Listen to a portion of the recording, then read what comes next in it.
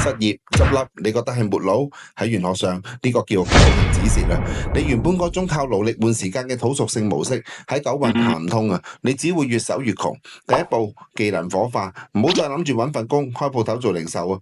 九運主虛不主實，將經驗變成數碼內容，變成個人品牌，網上去揾客先至係出路。第二步，賣情緒價值。九運係買感覺嘅時代，你唔係賣服務，係賣緊解決焦慮嘅方案。將你解決問題嘅邏輯包裝成知識，呢啲先係真金白銀啊！第三步，借勢唔借力，唔好再用蠻力死衝啊！要識用新平台放大效率。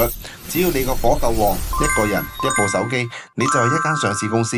玄學講求不破不立，舊關係破咗，你先可以同新時代財富接軌嘅。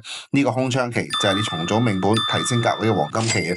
強者唔會浪費時間後悔，守住元氣，將舊經驗重新包裝。當你識得將失業變成創業，全世界嘅機會都會為你開路啊！想知具體點樣將專業火化變現，完成逆市反彈 ？WhatsApp 我 send 份強者逆市反彈錦囊俾你，格局由轉機開始，follow我用邏輯贏格局。